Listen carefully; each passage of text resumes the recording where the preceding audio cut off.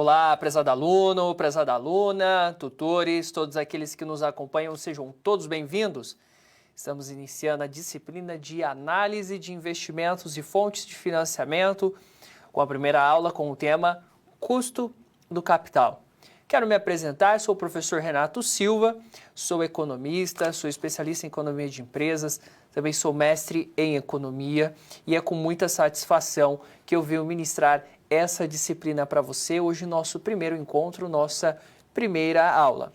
Lembrando que todo o conteúdo que nós vamos estudar dentro dessa disciplina encontra-se no seu livro didático. Hoje nós começamos na unidade 1 do nosso livro, que tem como esse tema o custo do capital. Essa disciplina é uma disciplina bem interessante dentro do seu processo de formação acadêmica, porque é uma disciplina que busca trazer diversas perguntas dentro dos mundos dos negócios, como, por exemplo, se é viável abrir um novo negócio, se uma empresa que já está com as suas operações em dia, em desenvolvimento, se é viável, talvez, ela fazer um projeto de expansão, abrir uma filial, desenvolver um novo produto. Ou quais são as fontes de captação que essa empresa precisa buscar, seja fonte de capital próprio, de terceiros, qual é a melhor estrutura de capital para financiar suas operações, seus investimentos. São perguntas essas do dia a dia das empresas ou para quem vai abrir um novo negócio, que nós vamos buscar trazer essas respostas ao longo da nossa disciplina de análise de investimentos e de fontes de financiamento. Espero que você goste desse conteúdo, acompanhe também no nosso livro, faça a leitura do material complementar, as webaulas, participe do fórum e assim você vai conseguir aí absorver o máximo possível de conteúdo que a gente vai propor ao longo das nossas aulas. E nessa primeira aula a gente vai falar sobre o custo do capital. E duas perguntas são bem interessantes, tá? O que você entende por investimento e por quais motivos uma empresa deve realizar investimentos? O que você entende por investimentos? Por que uma empresa investe? Por que eu vou investir em um novo negócio? Ou por que uma empresa já em execução ela vai realizar investimentos? Os investimentos são partes essenciais dos negócios. É uma das principais decisões que uma empresa ela toma no seu dia a dia é a decisão de investir e a outra é de financiar, que são os dois principais tópicos dessa disciplina. E as empresas devem investir para expandir seus negócios, suas operações, para trazer inovação, produtividade, melhoria. Só que nem todo investimento é viável, nem todo negócio é viável. E por isso que nós precisamos usar técnicas de análise de investimentos, que é o que nós vamos buscar ao longo da nossa disciplina. Bom, dando continuidade, nós também vamos falar nessa aula inicialmente do conceito do custo de capital, pois para todo investimento eu preciso captar recursos e esses recursos possuem um custo, e conhecer as fontes de captação de recursos, pois as empresas não têm recursos suficientes, recursos financeiros, para fazer seus investimentos e por isso precisa captá-los. E isso nós vamos estudar. Bom, para que a gente possa aprender esse conteúdo e trazer a sua aplicabilidade, vamos estudar uma situação-problema que está lá no nosso livro didático e ao longo da aula nós vamos buscar aí responder às indagações dessa situação-problema, tá bom? Qual é a situação dessa primeira aula? Muito bem, Genésio é sócio-diretor de uma empresa do segmento de bebidas que iniciou há 3 gerações com seu avô. Hoje a empresa é uma multinacional e há 2 anos inaugurou uma fábrica no Nordeste brasileiro que precisará ser ampliada, o que resulta na necessidade de grande investimento de recursos financeiros. Portanto, nessa primeira aula, nessa primeira unidade, ajudaremos a empresa de Genésio a tomar decisões que envolvam o custo de capital e elaborar um relatório de análise de indicadores desse custo. Afinal, por que é importante analisar investimentos e as fontes de financiamento das empresas e da sociedade como um todo? Como as proporções da estrutura de capital podem influenciar nas decisões de financiamento das empresas? Quais oportunidades essa área apresenta aos profissionais das áreas de negócios? São alguns pontos, são algumas perguntas que vamos resolver ou vamos trazer as respostas ao longo desta aula, falando de custo de capital, falando de fontes de financiamento, falando sobre os indicadores de análise e aí nós vamos ver a aplicabilidade deste conteúdo na prática.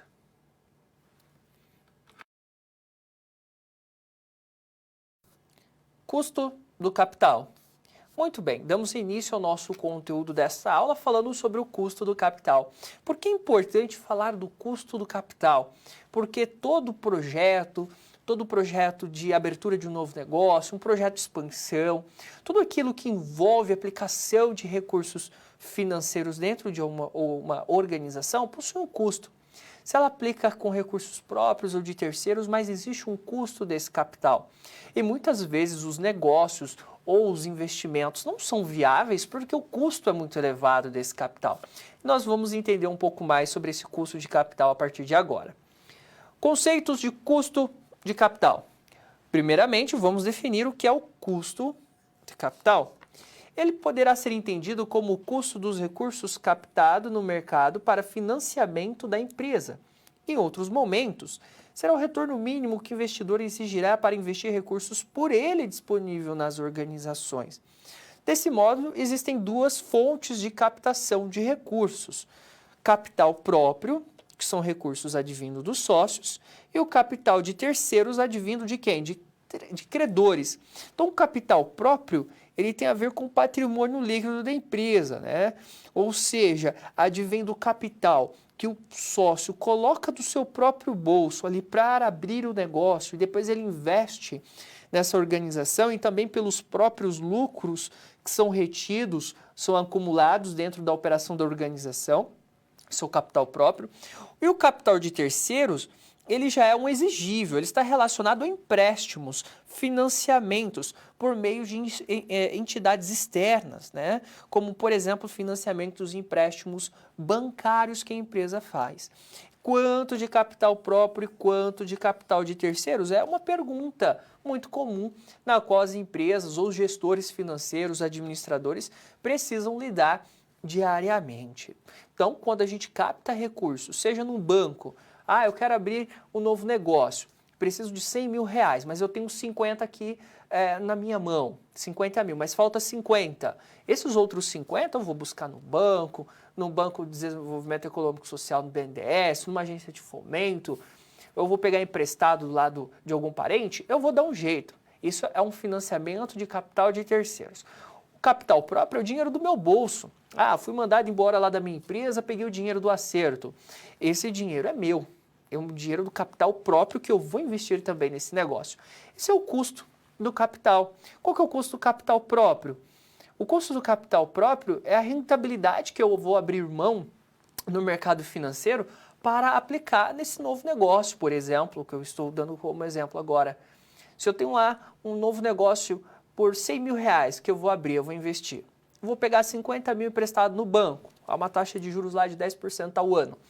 E ao mesmo tempo eu vou pegar meus 50 mil de acerto da empresa. Mas em vez de eu pegar esses 50 mil e aplicar num fundo de investimento para ter uma rentabilidade lá de 10% ao ano, eu vou abrir mão dessa rentabilidade para aplicar nesse novo negócio. Então esse é o meu custo do capital. O dinheiro que eu abro mão de ter de retorno lá no mercado financeiro para abrir essa nova empresa. Também é um custo do capital, só que é o custo do capital próprio. E o custo do capital de terceiros é os juros que eu pago para o meu credor. Muito bem, entendido isso, eu tenho que falar da TIR, que é a taxa interna de retorno, que é uma métrica usada para avaliar qual o percentual de retorno de um projeto para a empresa. Ora, se eu vou pegar recurso emprestado e se eu vou colocar dinheiro do meu bolso para investir num negócio, eu preciso que ele tenha retorno. A TIR, taxa interna de retorno, vai mensurar a rentabilidade desse projeto, desse investimento. Ao encontrar essa taxa, geralmente ela será comparada a esse custo de capital, para que se decida se o projeto deve ou não ser aceito, se é um projeto viável. Nós vamos aprender ainda a calcular a TIR ao longo das aulas, tá? Então, nesse primeiro momento, você tem que entender qual é o conceito da TIR para posteriormente você saber ali fazer os cálculos. Inicialmente, entenda o conceito. Entendido o conceito da TIR, que é a rentabilidade do projeto, eu posso entender agora os critérios de decisão, tá? Ou seja, se eu tenho um projeto de investimento, por exemplo, abrir um novo negócio, eu vou ter que tomar uma decisão. Para tomar essa decisão, eu vou analisar o quê? O custo de capital. E eu vou analisar com a TIR, que é a taxa interna de retorno, que é a rentabilidade do projeto. Se esse custo de capital for menor do que a TIR, eu aceito o projeto. Por exemplo, o custo do capital é de 10%, por esse projeto ali, nas minhas estimativas, vai me dar uma TIR de 20%. Não se preocupe, a gente vai aprender isso ao longo da disciplina, como fazer esse cálculo da TIR. Mas só para critério de decisão. Se a taxa interna de retorno na TIR 20% é maior que o custo de capital, que é os juros que eu pago para o banco, que é o custo do meu capital próprio, legal, eu aceito o projeto porque a TIR é maior que o custo do capital ou o custo de capital ele é menor do que a TIR. Agora, nesse mesmo projeto de investimento, se o meu custo de capital é maior que minha TIR, eu rejeito esse projeto. Se o meu custo de capital é 10%, mas lá nos meus cálculos a TIR desse projeto é somente de 5%, então eu rejeito esse projeto porque o custo do capital é maior do que a TIR.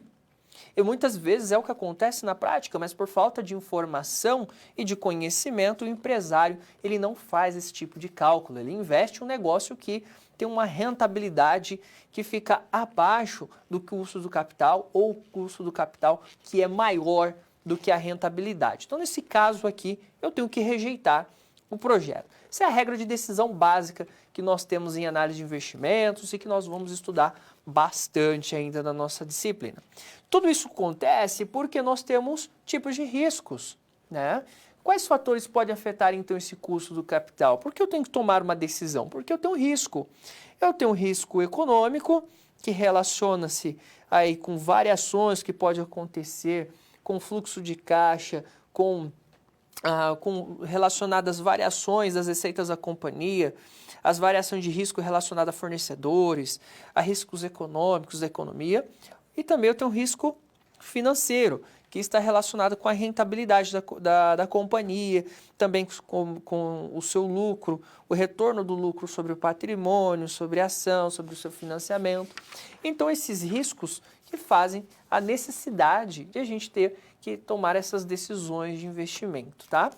E para realizar o cálculo ali do custo do capital, normalmente a gente utiliza o custo médio ponderado do capital, também conhecido como CMPC, custo médio ponderado do capital.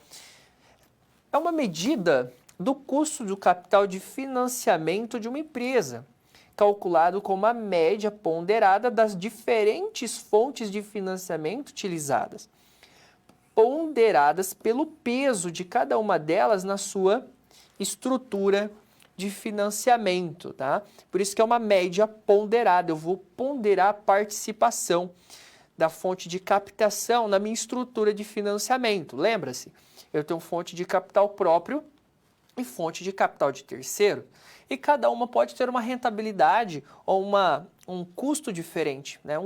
Melhor dizendo, um custo diferente. Então, o custo médio ponderado do capital é dado por essa fórmula. É a porcentagem da participação do capital próprio multiplicado pelo custo do capital próprio e vou somar com o percentual de participação do capital de terceiros multiplicado pelo custo de capital de terceiros. Aqui eu consigo encontrar um valor único, um custo único que representa o custo médio ponderado pela participação do capital próprio de terceiros diante da estrutura de financiamento. E aí eu consigo entender aí qual que é o custo de captação dessas minhas duas diferentes fontes, né? Se eu tenho uma fonte de captação própria e de terceiros, e a fonte de captação própria tem uma taxa, eu tenho um custo específico. A fonte de captação de terceiros tem um outro custo. Então eu faço uma média, né? Só que eu vou ponderar pela participação que cada um tem ali da minha estrutura de financiamento, tá? Para ter um valor mais próximo, mais concreto daquilo que é real, de fato, que é o custo do meu projeto.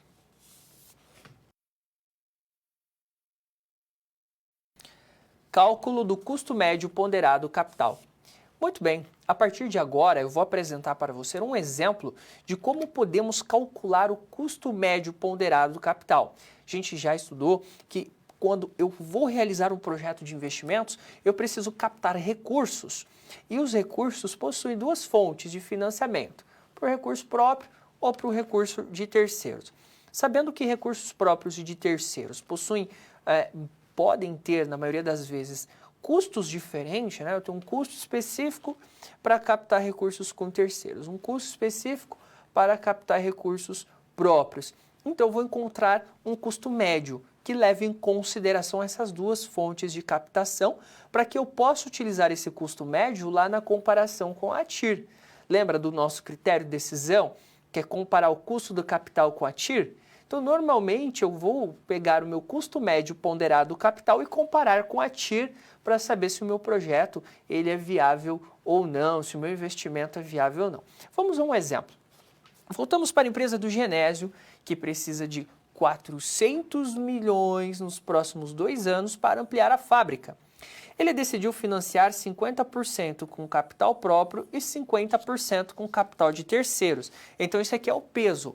Tá? Quando eu faço a média ponderada, eu preciso saber o peso, a participação de cada fonte de financiamento na estrutura de financiamento. Então, eu sei que 50% é capital próprio e 50% é capital de terceiros. Beleza. Ele vai levantar empréstimo junto ao BNDES com juros de 10% ao ano. BNDES é o Banco Nacional de Desenvolvimento Econômico e Social.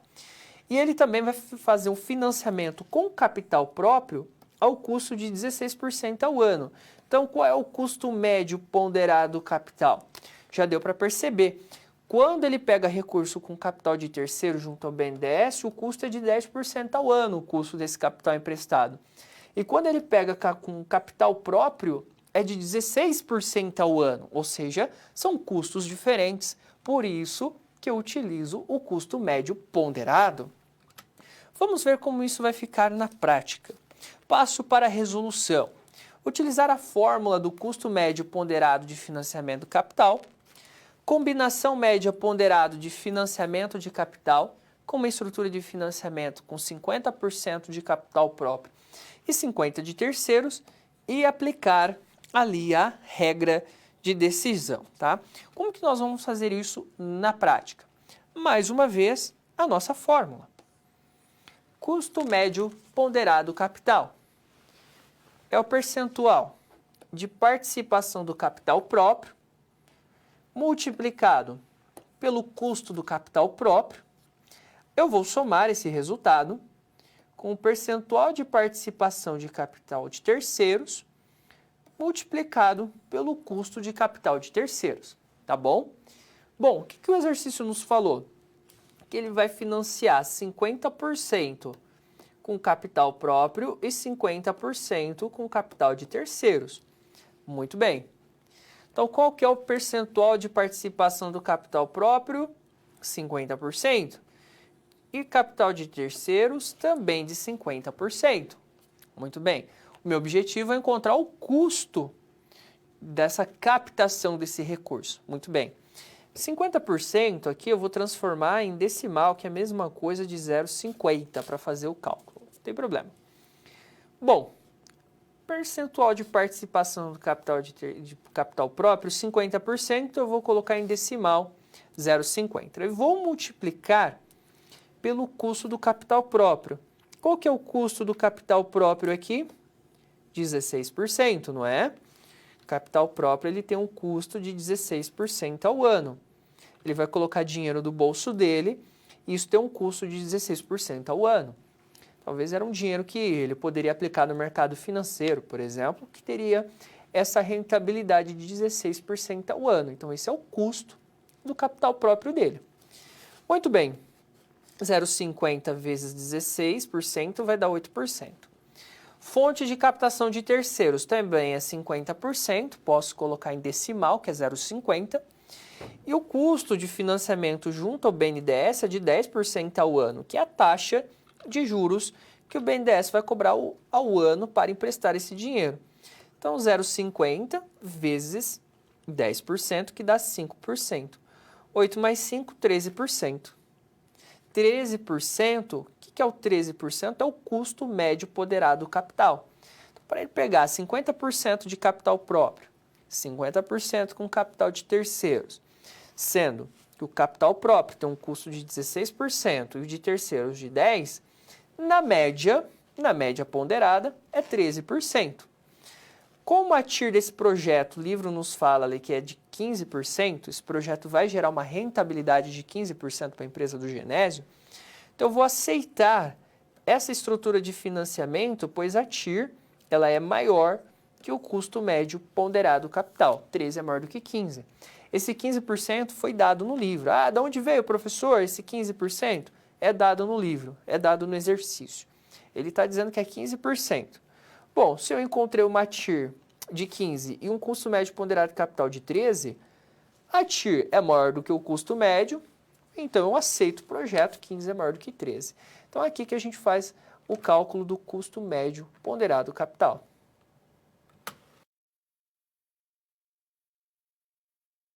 Custo de empréstimo a longo prazo. Muito bem. Nós avançamos em nosso conteúdo e agora vamos falar do custo de empréstimo a longo prazo. O que é importante você entender? Quando eu falo de custo de empréstimo a longo prazo, eu estou me referindo a uma organização que vai financiar o seu projeto, o seu investimento, só que ela tem um prazo mais longo para pagar, né? Financiamento, um empréstimo de longo prazo. Então, para uma micro e pequena empresa, por exemplo, ela vai financiar lá a aquisição de uma nova máquina. Muito bem, ela vai pegar um valor, ela vai financiar aquela máquina, né, dentro daquele projeto de expansão dela, e ela vai pagar juros para o banco na qual ela está obtendo esse empréstimo. E vamos supor que o banco financiou em 10 anos. Então, 10 anos, ali é um empréstimo de longo prazo. E qual que é o custo desse empréstimo para a empresa? É os juros. Então, ela vai pagar juros para o banco, né, que está financiando, e o custo de empréstimo a longo prazo, uma micro, uma pequena empresa, uma grande empresa, aí, é esses juros. Muito bem, esse é um ponto, fechou? Bom, a partir de agora nós vamos falar dentro do livro didático sobre isso, o custo de empréstimo a longo prazo, de empresas de capital aberto, que são empresas que têm ações negociadas na Bolsa de Valores, tá bom? Empresas que têm ações negociadas na Bolsa de Valores, elas também podem financiar a longo prazo, via emissão de ações e via emissão de debêntures. Então, especificamente no nosso livro didático e aqui, o custo de empréstimo a longo prazo que nós vamos abordar aqui são de empresas de capital aberto, ou seja, empresas com ações negociadas em bolsa. Isso que eu vou explicar aqui não se aplica para micro, pequenas ou grandes empresas de capital fechado, ou seja, que não possuem empresas de capital aberto, tá? Que não possuem ações, perdão, na Bolsa de Valores, que não possuem seu capital social aberto na Bolsa, tá bom? Então, o objetivo do livro aqui, e a partir de agora, nesse custo de empréstimo a longo prazo, é apresentar o custo de captação de empresas de capital aberto, tá bom? Empresas, então, podem financiar suas operações abrindo seu capital, ou seja, tornando-se companhias com ações em bolsa de valores. A forma jurídica de constituição da empresa deve ser SA, Sociedade Anônima. Assim, elas podem captar recursos via emissão de ações e via emissão de debêntures. Eu vou explicar para vocês o que é cada uma delas. O que são debêntures, tá? É uma forma de captação de recursos no mercado de capitais de empresas que possuem capital aberto na bolsa. O que é uma debênture? São certificados de empréstimos de grandes somas. É um título mobiliário, com prazo de resgate estipulado e com uma remuneração por período de tempo estipulado.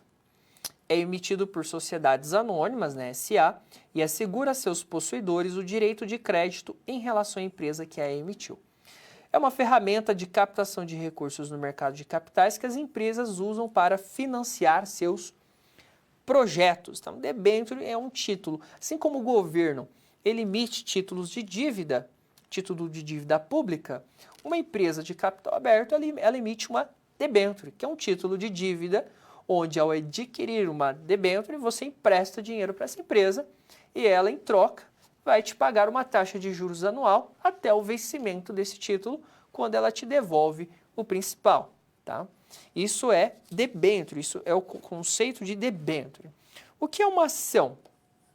A ação é diferente. A ação é a menor parcela do capital social das companhias ou sociedades anônimas, tá? É, portanto, um título patrimonial e, como tal, concede aos seus titulares, os acionistas, todos os direitos e deveres de um sócio no limite das ações possuídas. Então, a ação é uma fração do capital social da empresa, são pedacinhos da empresa que é comercializado lá na bolsa de valores. Então, você pega o capital social da empresa, divide em diversos títulos, né, em diversos pedacinhos, são títulos de valores imobiliários, e quem compra um título desse, ele se torna acionista, porque ele está comprando ali parte do capital social da organização. E aí nós temos dois títulos ou dois tipos de ações: ações preferenciais e ações ordinárias. Ações preferenciais, quem possui ou quem compra esse tipo de ação tem preferência na hora de receber dividendos e não dá direito a votos em assembleias.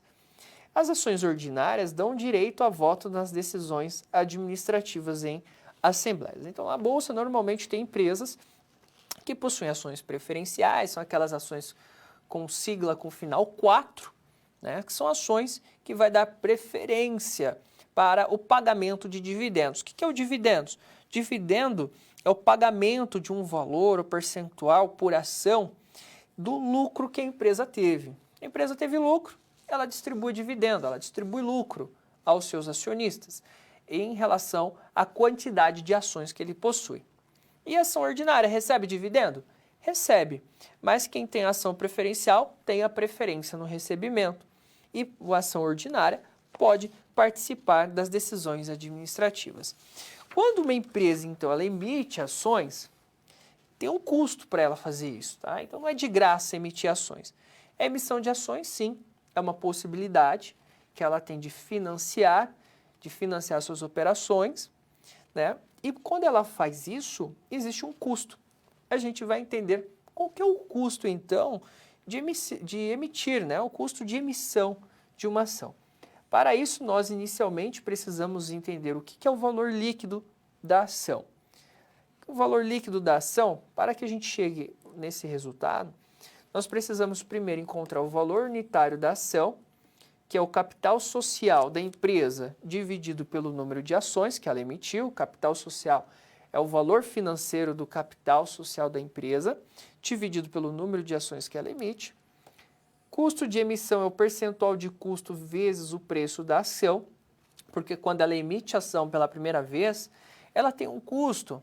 Então, o custo junto à CVM, sobre os bancos, as corretoras que fazem intermediação. Então, tem um custo para emitir.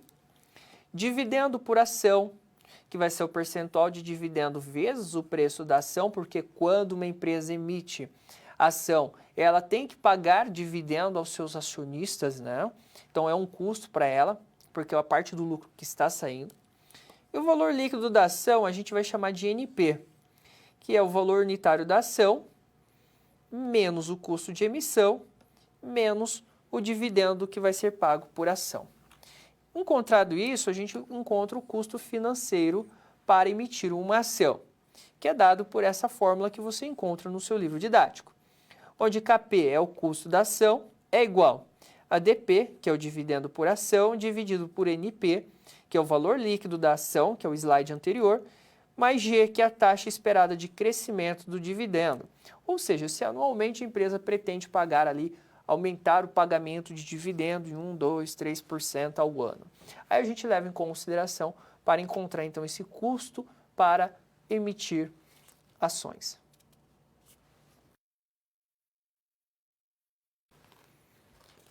Custo de financiamento a longo prazo.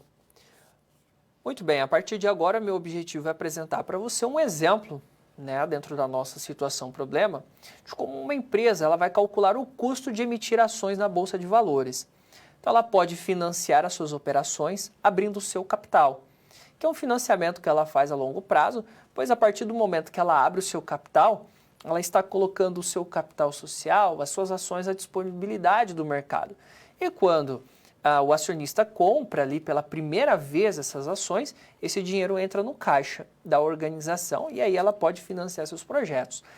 Mas existe um custo para fazer esse financiamento, né? E aí a gente vai entender a partir de agora como faz esse cálculo.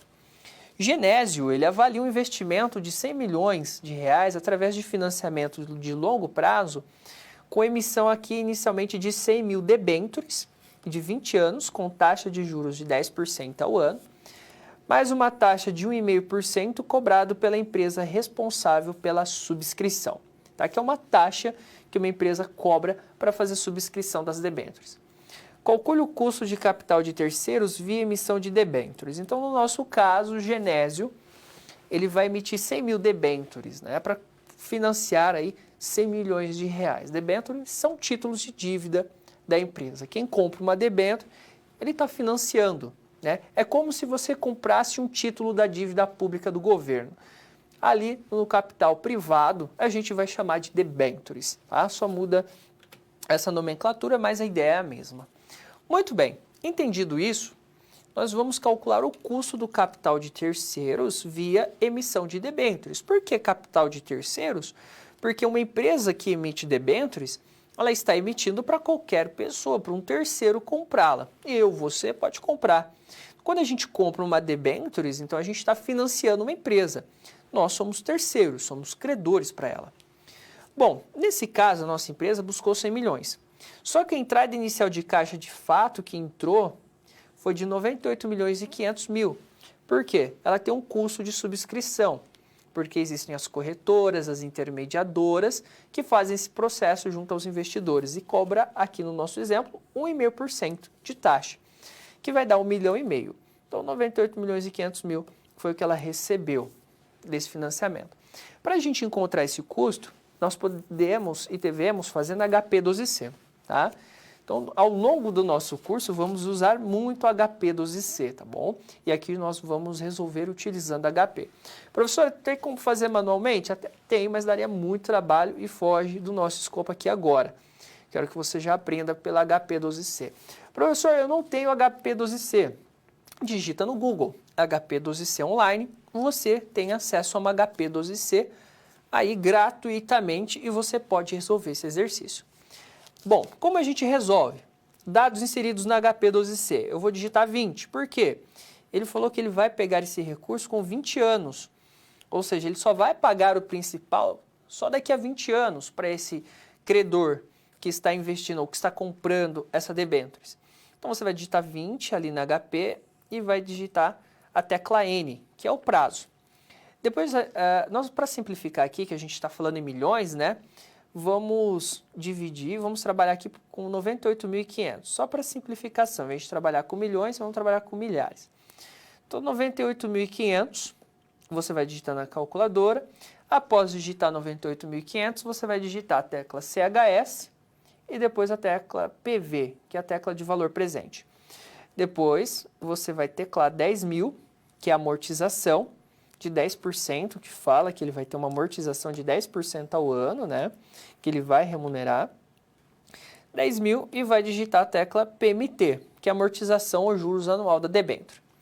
Depois, 100.000, que no caso ali é 100 milhões. Como a gente está trabalhando com milhares aqui, você vai digitar lá 100.000 e vai digitar FV na calculadora. Então, 100.000, depois digitou 100.000 FV.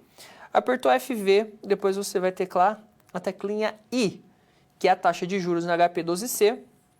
Ele vai te trazer esse valor de 10,17%. Esse é o custo de captação da debênture, tá bom? 10,17%. Outra possibilidade que o Genésio está avaliando é realizar parte desse investimento de 100 milhões através de uma emissão de 100.000 ações preferenciais com pagamento de dividendos de 10% sobre o valor da ação, mais um custo de emissão de 3,5%.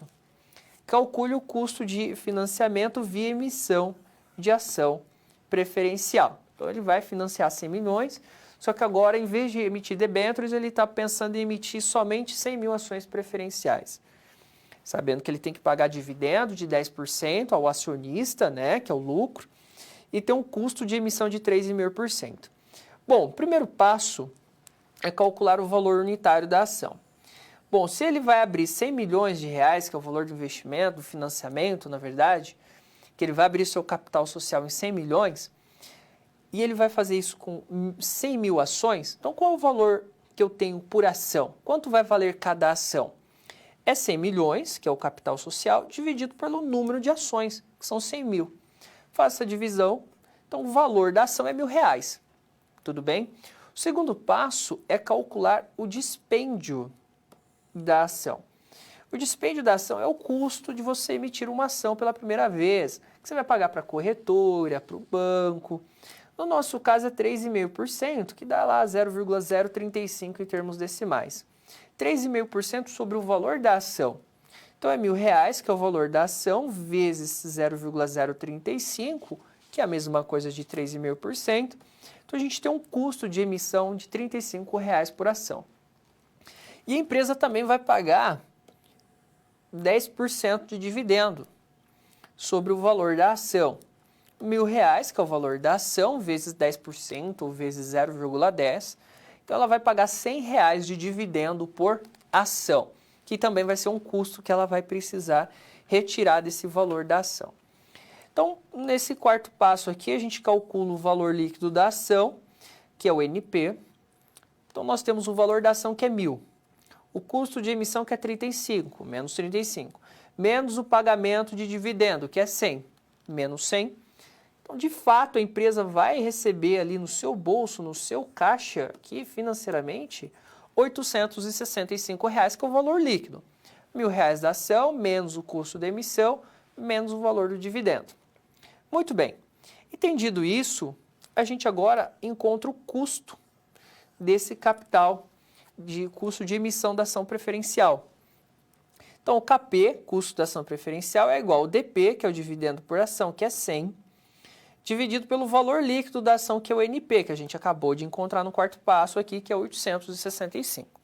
100 dividido por 865 vai dar 0,1156 vezes 100, 11,56% é o custo que essa empresa tem de emitir ação preferencial.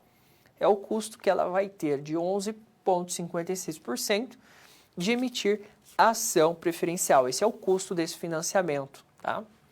Uma outra possibilidade é realizar também parte desse investimento de 100 milhões por meio de ações ordinárias, sendo que a empresa vai pagar R$90 de dividendo por ação ordinária, dispêndio de 3,5% e o crescimento no pagamento de dividendo de 4% ao ano, né? Então, todo ano ela vai aumentar em 4% o pagamento de dividendo.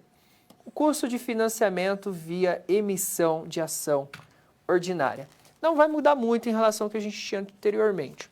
Primeiro, a gente vai encontrar o valor líquido da ação. A gente viu anteriormente que era de R$1.000 o valor da ação. Custo de subscrição é de 3,5%, 3,5% de 1.000 dá 35, e menos o pagamento do dividendo, que nesse caso aqui agora é 90. No exemplo anterior era 100, aqui é 90. Então o NP, que é o valor líquido da ação que a empresa de fato recebe tirando os custos, dá R$875. Assim, a gente pode encontrar o custo de emissão da ação ordinária, que é DP, que é o dividendo por ação, dividido por NP, que é o valor do recebimento líquido com a venda das novas ações, e agora eu tenho a taxa esperada de crescimento do dividendo, algo que eu não tinha lá no exemplo anterior. Bom, DP é o dividendo por ação, 90, divide por 875, que é o valor do recebimento líquido da ação, está aqui NP, e o resultado dessa divisão eu vou somar com 0,04, que é a taxa de crescimento esperado de dividendo, que é de 4%, transforma em decimal, 0,04. Tá bom? Quando você faz 90 dividido por 875 e o resultado dessa divisão, você soma 0,04, dá 0,1429 vezes 100, 14,29% é o custo que eu tenho da emissão de ações ordinárias. Então, se a gente for fazer os comparativos dentro desse exercício, o que a gente consegue entender? Se ele for lançar e for financiar o seu projeto de investimento somente com emissão de debêntures, o custo será de 10,17% ao ano. Se for por emissão de ação preferencial, vai ser de 11,56% ao ano e da ação ordinária, 14,29% ao ano. Se ele for preferir o menor custo, financiamento via emissão de debênture com custo de 10,17%. Seria, nesse caso, a melhor alternativa de investimento, ou de financiamento, melhor dizendo.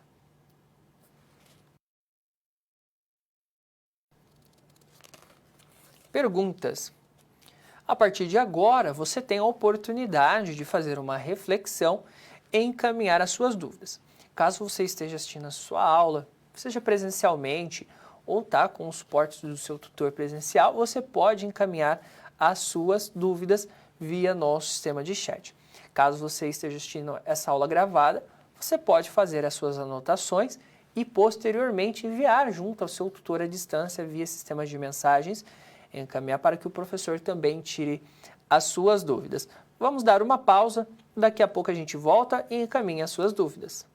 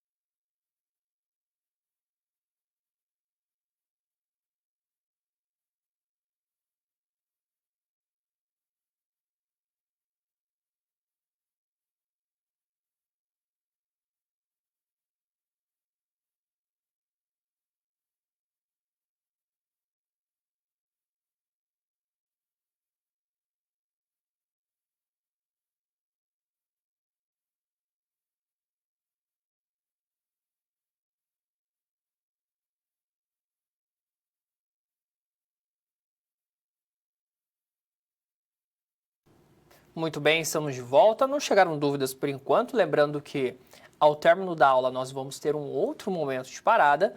Então, ao longo da aula você já pode ir encaminhando aí as suas dúvidas. Lá no final eu faço uma outra pausa, leio suas dúvidas aqui, tiro suas dúvidas. Então, sempre aproveite dentro da nossa disciplina esses momentos de dúvidas, tá? Você pode já ir encaminhando ao longo da aula para quando chegar nesse momento, o professor já está aqui com as suas perguntas e aproveitar da melhor maneira possível essa pausa que a gente sempre tem nas aulas.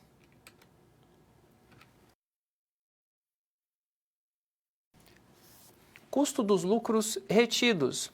Muito bem, nós avançamos agora em nosso material e a partir de agora vamos falar da captação via lucros retidos, que é uma outra possibilidade, né, que as organizações possuem também de financiar seus projetos de investimentos, que é via captação dos seus próprios lucros. Quando a organização ela tem lucro, esse lucro ele é direcionado lá no seu patrimônio líquido dentro do seu balanço patrimonial. E a empresa tem duas possibilidades. Ou ela distribui esse lucro junto ali aos seus acionistas como forma de dividendos, ou ela vai usar esse lucro acumulado ou lucro retido e reaplicar como investimento em suas operações, em seus projetos de investimento.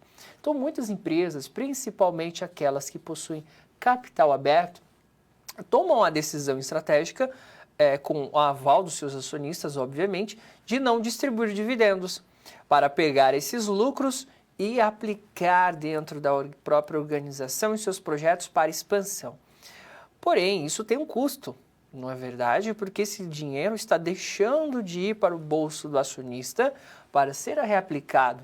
Isso tem um custo, porque o acionista ele abre mão de receber esse lucro, esse dividendo, para ser reinvestido. E dessa forma, a empresa precisa remunerar esse capital que está aí deixando de entrar no bolso do acionista, que está sendo aplicado novamente na empresa. Ou seja, esse lucro retido que é aplicado nos projetos da organização. É uma forma de captação que também possui um custo. Ok? Então vamos ao quadro para que a gente possa entender melhor sobre isso. Bom, custo de financiamento de longo prazo via retenção de lucros, chamado de lucros retidos, que são lucros que não foram distribuídos aos acionistas em forma de dividendos. Desse modo, com essa decisão, o objetivo é custear investimentos futuros, seja por operacional ou para a estrutura da organização. Então, quando uma empresa ela não distribui lucros aos seus acionistas em forma de dividendos, ela fica mais capitalizada, ela aumenta sua participação de capital próprio em seus financiamentos de investimentos internos. Então, quando ela não distribui, a consequência é essa, ela fica mais capitalizada, ela aumenta a proporção de capital próprio em relação aí ao capital de terceiros na empresa, porque às vezes é mais barato ela utilizar os seus lucros retidos para financiar seus projetos do que buscar recursos junto a credores externos que vão cobrar uma taxa de juros mais elevada. Em situações como essa, a empresa ela melhora, né, a sua estrutura de capital, capitaliza-se e financia o seu crescimento com seus próprios recursos. É o chamado aí crescimento orgânico que a empresa ela consegue desenvolver. Bom, a empresa irá optar por utilizar esses recursos que estão retidos internamente, ou seja, houve retenção na distribuição de lucro para o acionista. O que devemos entender aqui é que o capital retido da empresa não pertence a ela, mas ao acionista, ok? Esse capital retido, esse lucro retido não é da organização, é do acionista que está aí, vamos dizer aí, fazendo um empréstimo ou reaplicando esse dividendo que era direito dele para que futuramente ele tenha mais lucro. Como tal, esse acionista espera ser remunerado por esse capital que ficou retido na empresa. Obviamente, então ele espera ser remunerado por esse dividendo que ele abriu mão de receber no presente, para que a empresa possa utilizar esse capital em formas de novos investimentos. E isso tem um custo, tá? Então, toda vez que a empresa utiliza seus lucros, existe um custo. Então, o custo dos lucros retidos são considerados uma emissão de ações ordinárias inteiramente subscritas. Dessa maneira, né? O custo dos lucros retidos estão relacionados ao custo das ações ordinárias e precisam ser considerados como custo de oportunidade em relação aos dividendos que o acionista deixou de receber. Então, quando a gente vai fazer o cálculo do custo de captação via lucros retidos, a gente vai usar a mesma fórmula que a gente utilizou ali para fazer o cálculo do custo via emissão de ações ordinárias. Porém, qual é a diferença? Quando eu falo que é considerado uma emissão de ação ordinária inteiramente subscrita, é porque a gente não tem custo de subscrição. Eu vou explicar melhor.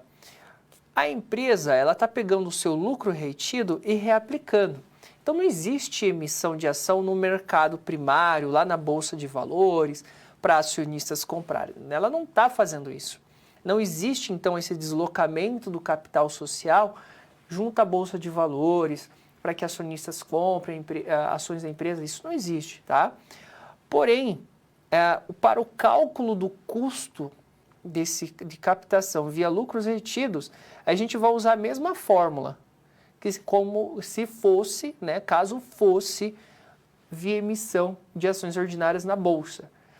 Porém, a gente chama inteiramente subscrita que não tem o custo de emissão, porque como a gente não está emitindo ação, eu não estou pagando taxa para corretora, eu não estou pagando valores para CVM, que é a Comissão de Valores Mobiliários, eu não estou pagando nada para nenhum banco fazer lá todo o meu prospecto de IPO, eu não estou pagando, então eu não tenho esse custo. Por isso que eu digo que é inteiramente subscrita, porque eu não estou emitindo nada, então eu faço o cálculo do custo via lucro retidos como se fosse uma emissão de novas ações, porque esse lucro é capital social da organização que está sendo reaplicado, porém isso é do acionista. E eu estou utilizando para financiar a minha empresa, a minha organização, com esse dinheiro do acionista. Então eu só utilizo a mesma fórmula, mas não estou emitindo ações, tá bom? Vamos ao quadro. Então, qual que é a ideia, né? O custo do lucro retido é o KP, que é igual a DP dividido por NP mais G. É a mesma fórmula. O que é o KP? É o custo da emissão desse lucro retido. Aqui está escrito ação preferencial, houve um errinho aí no slide. Eu até peço para você riscar, tá? É o custo da emissão do lucro retido, tá? Que no nosso caso é como se fosse a emissão de uma ação ordinária, tá? Se fosse estar escrito aqui, tinha que ser ordinária, não preferencial. Foi um errinho de digitação ali, tá? Então, dá uma riscadinha e desconsidere essa palavra preferencial, tá bom? Aqui na fórmula. DP é o dividendo por ação, NP é o valor líquido da ação e G é a taxa esperada de crescimento do pagamento do dividendo. Por quê? Se eu estou utilizando lucros retidos, né, eu espero que ao longo do tempo esse dinheiro aplicado gere mais dividendo. E KP é o custo da ação, ou é o custo da emissão ou da utilização dos lucros retidos, que se assemelha à utilização ou à emissão das ações ordinárias, tá? Seria mais ou menos essa a ideia quando a gente leva em consideração, lembrando que eu estou falando aqui de empresas de capital aberto.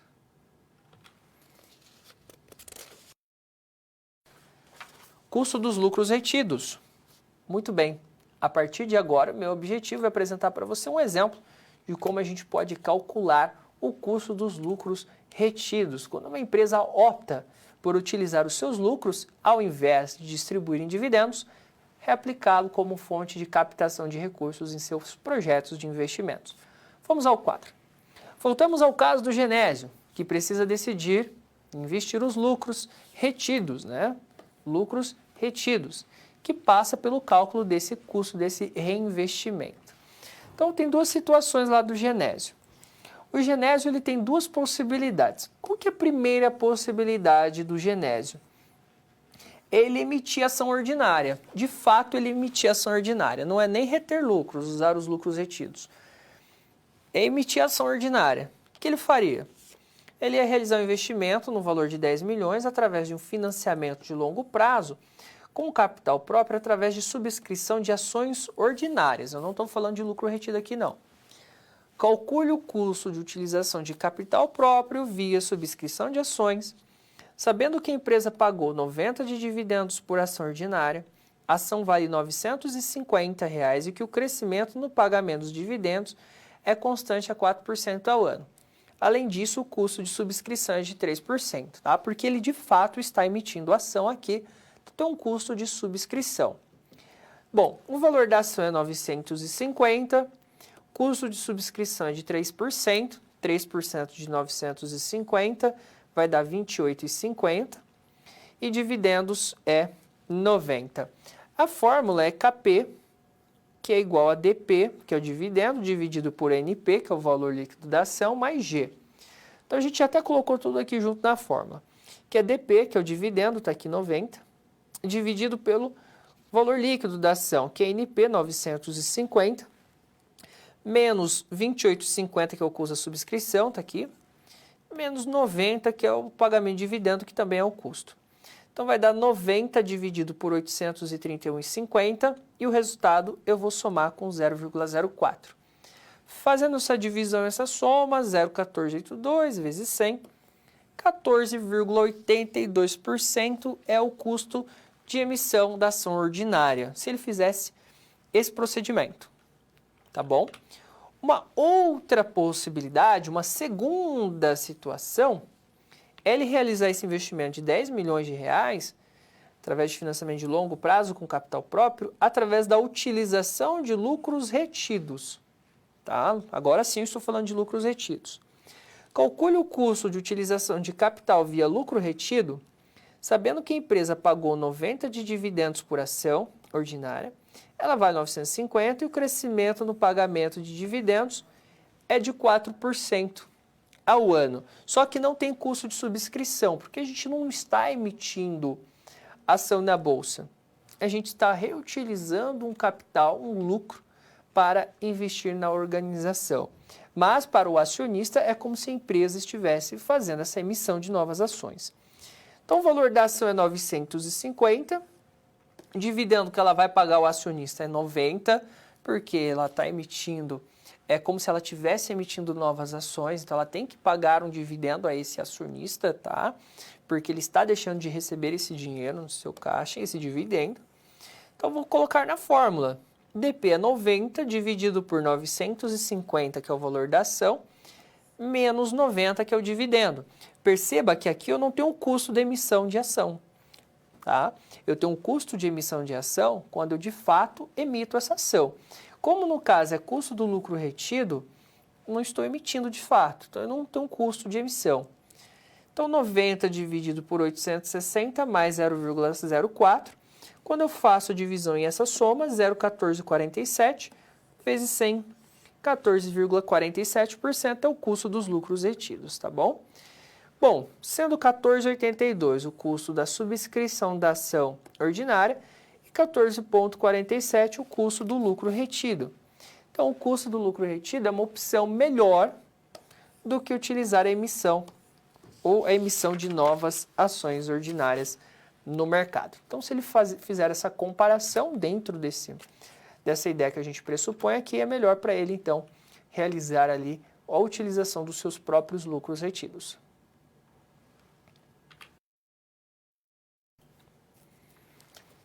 Custo médio ponderado capital. Muito bem, chegamos aqui nesse ponto da aula para mais uma vez falar do custo médio ponderado capital, mas utilizando agora o pressuposto de uma empresa de capital aberto. Então, como uma empresa de capital aberto, ela calcula o custo médio ponderado capital. Bom, no começo da aula a gente viu que para uma empresa pequena, uma média empresa, que vai calcular o custo médio ponderado capital, é tranquilo.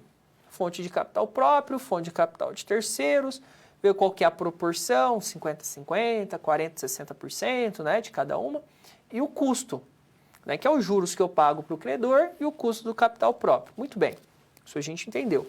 Agora, no custo médio ponderado com empresas com capital aberto e que financiam suas operações via emissão de ações e debêntures, ela também pode calcular o custo médio ponderado de capital dessas fontes, então é um pouquinho diferente, tá? Então ela também pode calcular, mas é um pouquinho diferente do que a gente viu lá no começo. A gente utiliza normalmente essa fórmula aqui, que não é complicado por causa dessas siglas, fique tranquilo. KA é o custo médio ponderado capital. Então, aqui para uma empresa que tem capital aberto na Bolsa de Valores, ela vai calcular o custo médio ponderado de emitir debêntures, de emitir ação preferencial e de emitir ação ordinária. WI é a participação relativa de capital de terceiros na estrutura de capital da empresa, que é o WI, multiplicado por KI, que é o custo de capital de terceiros, no caso ali de emissão de debêntures. WP é a participação relativa de ações preferenciais na estrutura de capital da empresa, vezes KP, que é o custo das ações preferenciais. E eu vou somar com WS, que é a participação relativa de ações ordinárias, ou capital próprio, né, se for lucro retido na estrutura de capital de terceiros, vezes KR, que é o custo de novas ações ordinárias, tá? Que se uma empresa de capital aberto for calcular o custo médio ponderado do capital, a gente utilizaria aqui essa ideia. Bom, tudo isso é possível para que a gente busque uma estrutura meta, que é a melhor opção possível para compor a estrutura de capital, que é essa estrutura de capital próprio de terceiros que vai financiar meus investimentos. Pesos metas, então, refletem as proporções desejadas na estrutura de capital e a estrutura ótima que a empresa pretende atingir. Vamos ver um exemplo. Vamos dizer que uma empresa ela tem um capital total em um primeiro momento distribuído da seguinte maneira: 35 milhões em empréstimos de longo prazo, que nesse caso seriam as debêntures, 25 milhões de ações preferenciais emitidos e 50 milhões de ações ordinárias emitidas. Então, o total de capital aqui é de 110 milhões que ela financiou, com capital próprio, que são as ações preferenciais ordinárias, e com capital de terceiros, que são esses empréstimos de longo prazo, que seriam as debêntures, tá bom? Primeiro eu tenho que encontrar o percentual de cada componente na estrutura de capital sobre o valor total do capital da empresa. Bom, empréstimo de longo prazo, eu sei que eu tenho um valor de 35 milhões, que são as debêntures aqui, ó, 35 milhões. Quanto que ele representa do capital total? Quanto que ele representa em termos percentuais? 35 milhões dividido por 110 milhões dá 0,3182, que é a mesma coisa de 31,82%, que na nossa fórmula é o WI. E as ações preferenciais? A gente viu aqui que é 25 milhões. Quanto ela representa do meu capital total, que é a soma desses três, né? Que dá o meu capital total. Quanto ele representa percentualmente? 25 milhões dividido por 110 milhões vai dar 0,2273, que é a mesma coisa de 22,73%, que na minha fórmula é o WP. E as ações ordinárias, a gente viu que é 50 milhões. Quanto que ela representa do capital total? 50 milhões dividido por 110 milhões dá 0,4545, que é a mesma coisa de 45,45%, que é o WS da minha fórmula. Sabendo que custo dos empréstimos, das debêntures, é de 9%, das ações preferenciais 11% e das ações ordinárias 12,5%. Coloca na fórmula. WI eu encontrei, que é a participação relativa das debêntures, empréstimo longo prazo, 0,3182, vezes o seu custo, que é 9%, coloquei em decimal, 0,09. WP, eu encontrei 0,2273, que é o peso das ações preferenciais ali na estrutura de financiamento, vezes o seu custo, que é 11%, coloquei em decimal aqui, 0,11. Mais WS, que é a participação das ações ordinárias, no total financiado ali da empresa, do capital total, que é 0,4545, vezes o seu custo, que é 12,5%, em decimal é 0,125. Vou multiplicar e vou multiplicar isso daqui, e depois eu faço as somas. Vai dar 11%. 11% é o custo médio ponderado capital para essa empresa, então, que emite ações preferenciais, ações ordinárias e emitiu também suas debêntures.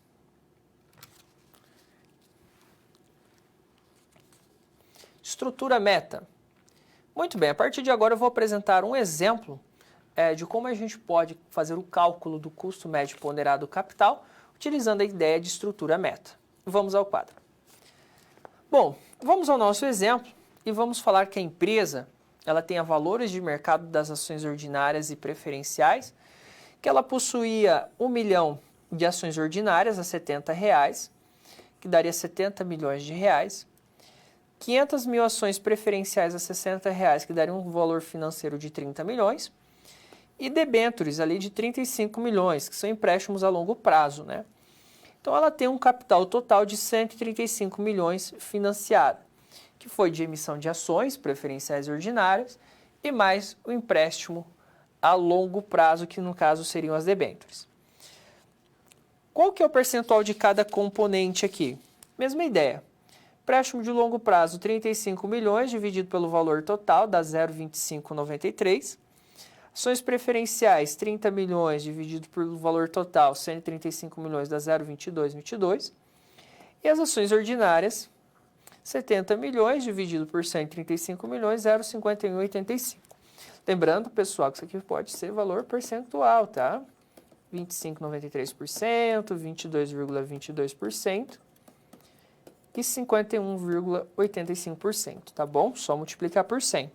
Aqui eu encontro o peso, né? Porque como é o custo médio ponderado, eu pondero pelo peso, ou pela participação de cada fonte de financiamento sobre o valor total, que no caso é os 135 milhões. Coloco na fórmula o WI, que eu encontrei 0,2593, aqui ó, WI 0,2593, vezes KI, que é o custo do empréstimo, 9%, 0,09, mais WP, que eu encontrei, que é 0,2222, vezes o seu custo, ação preferencial, que é 11%, coloco em decimal, mais WS, que eu encontrei 0,5185, vezes o seu custo, que é 12,5%, em decimal, 0,25. Faço as multiplicações, depois eu somo, 11,26% seria o meu custo aqui, né? O meu custo médio ponderado do capital, com essa estrutura. Qual a estrutura? Essa estrutura aqui, ó, de 25,93% de financiamento de empréstimos a longo prazo, 22% de ações preferenciais e 51,85% de ações ordinárias. Então, essa estrutura, com esses percentuais aqui e com esses custos, me dá um custo médio ponderado de 11,26%, ok? Mas, se a estrutura meta da empresa for o seguinte, ela quer estabelecer as proporções, ela quer 40% de empréstimo, advém de empréstimo, 10% advém de ações preferenciais e 50% de ações ordinárias. Né? Ela quer essa estrutura, ela quer essa estrutura. Lembrando que o capital total é de faltou um aqui, ó, é de 135 milhões, faltou umzinho ali. 135 milhões. Então, ele quer dizer o seguinte, olha, desses 135 milhões, 40% tem que ser de empréstimo, que advém das debêntures. Então, eu só aplicar uma regrinha de 3, né? Ou seja, qual o valor, né, o X, que corresponde a 40% de 135 milhões? Vai dar 54 milhões, que corresponde a 40% dos 135 milhões, que seria o valor que eles iam buscar, então, de debêntures. Ele falou que ele quer 10% de ações preferenciais. Então, qual o valor X, né, corresponde a 10% de 135 milhões? Que, no caso, é 10% que ele busca, né, 10% com ações preferenciais. 10% de 135 milhões é 13 milhões e 500 mil. E ações ordinárias, ele quer 50%. Então, qual o valor tal qual é 50% de 135 milhões? É 67 milhões e 500 mil, perfeito? Então, essa é a estrutura meta. Ele, antes de buscar as fontes de financiamento, ele estabelece qual vai ser a estrutura de financiamento, ou seja, quanto vai vir de empréstimo, quanto vai vir de ação preferencial e quanto vai vir de ação ordinária. Então, ele estabeleceu. Então, 54 milhões de empréstimo, que corresponde a 40% dessa minha estrutura de 135 milhões. 10% vai vir de ações preferenciais, então vai dar 13 milhões e 500 mil, que é 10% do total, que é 135 milhões. E 50% advindo de ações ordinárias, 50%, né? 67 milhões e 500 mil. Feito isso, eu posso calcular o custo médio ponderado capital nesse caso. Lembrando que os custos se mantêm os mesmos, então ponho na fórmula. Custo médio ponderado capital é igual WI, que é 40%, ele determinou, 40% vezes o custo, 9%, mais 0,10, que são as ações preferenciais, ó, ele determinou que ele queria 10%, tá? Vezes o custo, que é 11%, eu coloco em decimal, 0,11, mais WS, que é o percentual de participação das ações ordinárias, ele já tinha estabelecido aqui que era 50%, né? Ele estabeleceu 50%. Então, 0,50, né? Transformando em decimal, vezes 0,125, ou 12.000%, que é o custo das ações ordinárias. Multiplica, multiplica, multiplica. Resultado da multiplicação, eu somo, tá? Resolvo primeiro o que está entre parênteses, ok? 10,95% é o custo, então, que eu tenho com essa estrutura meta, que obviamente é menor, né? 10,95% é menor do que a estrutura anterior que a gente calculou de 11 e pouquinho por cento. Então, na estrutura meta que ele estabelece aqui, o custo médio ponderado é menor, então talvez seria mais interessante a gente praticar essa estrutura definida aqui com esses percentuais de 40 de debênture, 10 de ação preferencial e de 50 de ação ordinária, que vai dar um custo de captação menor.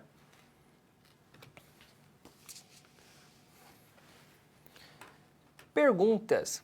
A partir de agora, então, eu vou dar uma pausa na aula para que você possa encaminhar todas as suas dúvidas que podem ter surgido ao longo da aula ou também para você fazer suas anotações e posteriormente você também pode encaminhar para o professor junto aí ao seu tutor à distância via sistema de mensagens que o professor também está ali à sua disposição. Uma pausa e já nós voltamos.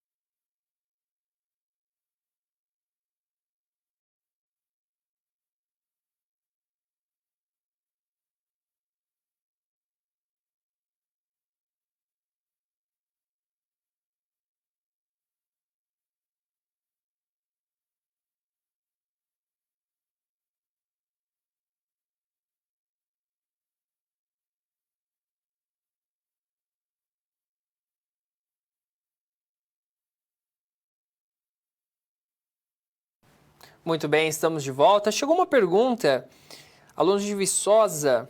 Professor, se a empresa capitalizar o seu capital social, tem que mudar no contrato social? Boa pergunta. Primeiramente, a gente tem que saber, um ponto bem importante aqui, a diferença de contrato social para estatuto social.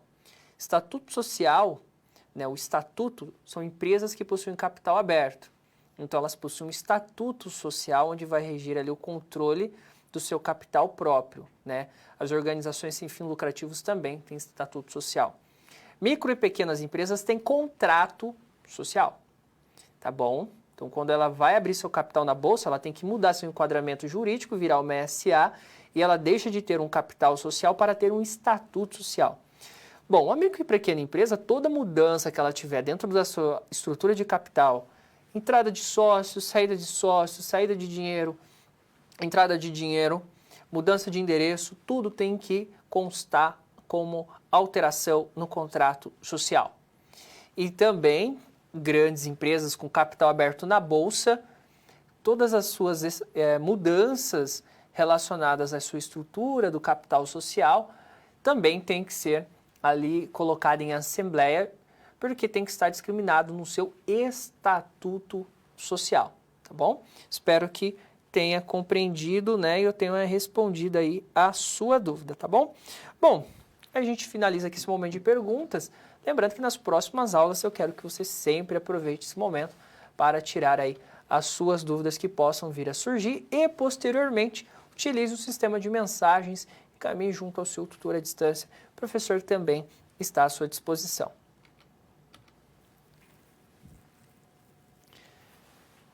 Recapitulando, revisão aí do conteúdo da nossa aula, sempre aí para finalizar, para fechar o conteúdo que a gente estudou até aqui, a gente traz as principais palavras-chave da nossa aula de hoje. Vamos ao quadro.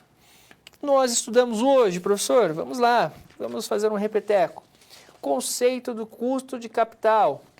Muito bem, nós vimos que toda empresa, para financiar seus projetos de investimentos, ela precisa captar recursos próprios, recursos de terceiros, e tem um custo. Então, esse recurso captado, ela tem um custo, tá? Custo do capital de terceiros, por exemplo, junto ao banco, é os juros que eu pago. Custo do capital próprio, né, é o dinheiro ou a rentabilidade que eu abro mão no mercado financeiro para investir na minha empresa.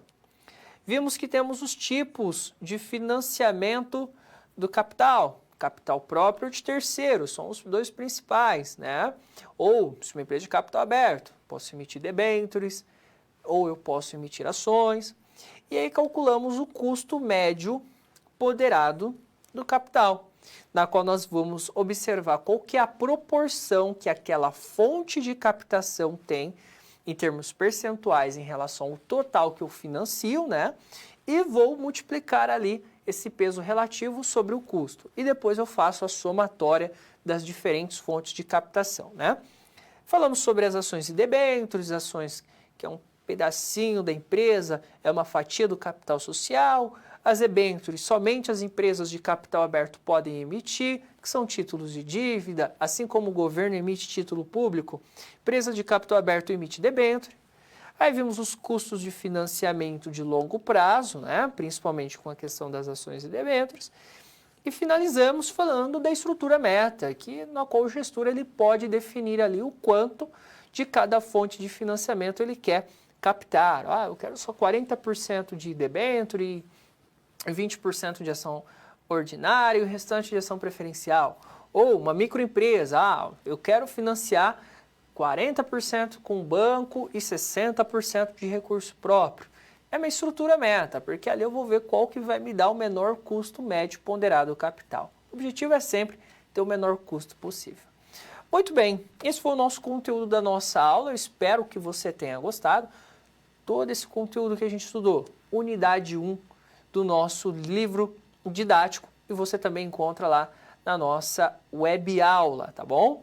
Lembrando que você pode assistir a aula posteriormente, participe do fórum, já está aberto lá, aguardando a sua interação e participação.